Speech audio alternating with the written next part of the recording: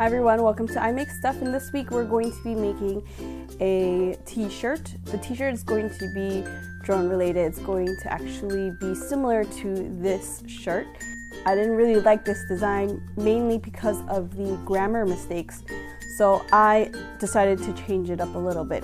So what we're going to need is the silhouette cameo, heat transfer vinyl, and a shirt.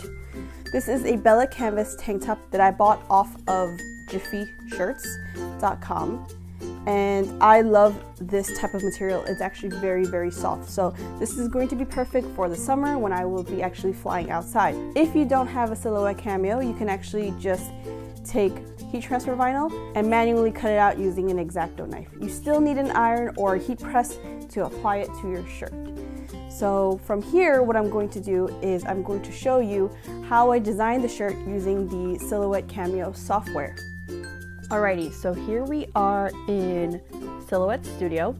I have the Silhouette Studio Business Edition, and I actually did pay for this, but there is actually a free version where you will be able to do the same things that I'm actually doing.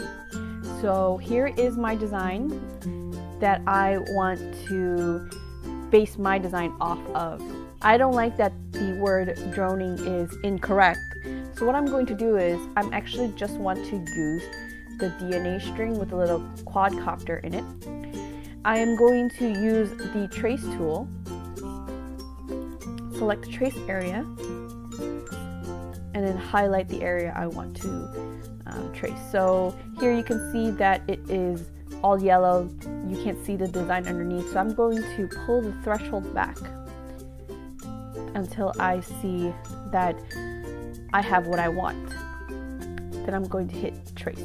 Then I'm going to remove my image, and I'm going to want to get rid of the words and then also this little patch right here. So I'm going to right click, release compound path, so now these are all individual pieces.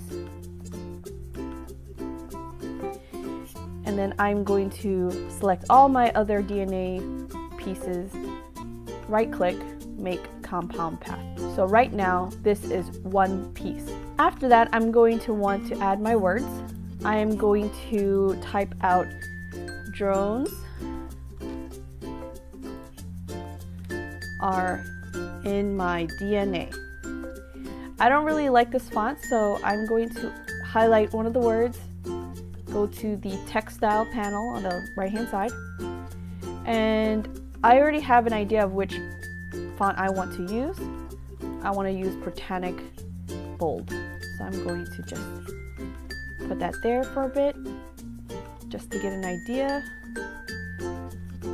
Select the bottom text and then select the font I want to use. I'm going to resize this a little bit. And so there you go. This is the design I want to use. I am going to select all three pieces of my design, which is drones, the DNA piece, and the are in my DNA text. And I'm going to make sure that it is centered. I'm going to select my transform panel on the right hand side. I'm going to make sure that it is centered horizontally. And then I'm going to also make sure that I have the same amount of space between each of the pieces. So you saw that the DNA piece moved down a little bit. From now, I want to make this all one piece. I want to right click and make compound path. So this is now one design. From here, what I want to do is size it accordingly. So on an adult shirt, I normally stay within 9 to 11 inches. And since this is a tank, I wanted to make it on the smaller end. So on the transform panel, I'm going to hit 9 inches wide. And that is it. There is my design. And the red lines here are all cut lines. So if I wanted to see how it would actually look like, I can just fill it in with a certain color. So here, it would look exactly like this when I weed out the vinyl that I don't need.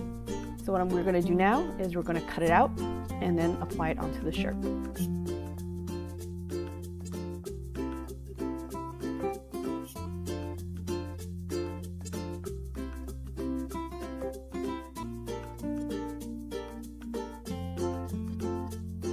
So now the design has been cut out, I have it on my heat transfer vinyl, and I'm actually going to trim off the parts where I want to keep, and I can use this scrap for other designs, especially if they're going to be small little ones. And from here, we just start weeding and removing the parts of the vinyl we don't need.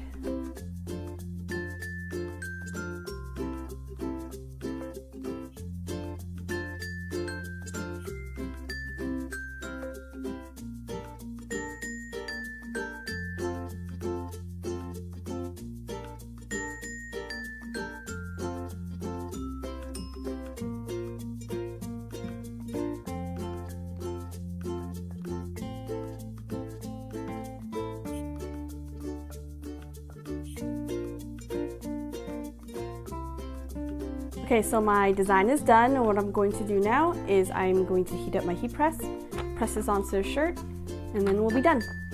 Okay, so now I have my shirt on the heat press. The heat press is at 305 degrees. I'm going to press down to get a crease right down the middle of the shirt so that I know where the middle of my shirt is. All right, that should be enough. And I'm going to use this as a guide so that I know my design is centered. So I'm going to put my shirt right back onto the heat press. And other shirts that I have made before, they're regular t-shirts, and usually I would measure 3 inches from the bottom of the collar. But for v-necks as well as low neck tanks like this, I'm only going to be putting my design 1 inch below the neckline. So just center my design, make sure it's about 1 inch from the top. That should be good. And from here, I will press for 15 seconds.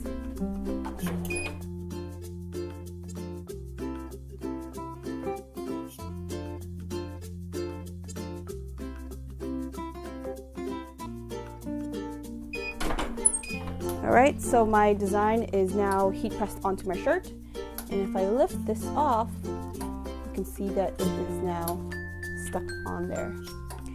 So let's go back to the table. So here is the final result.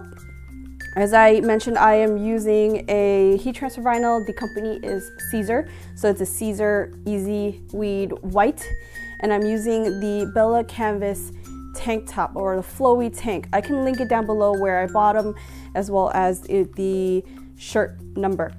I hope you guys enjoyed this. It's a very quick shirt tutorial. I've been making myself a lot of shirts recently, and I can't wait to wear them when I go fly during the summer. I hope you guys enjoyed this tutorial, and I will see you guys next time.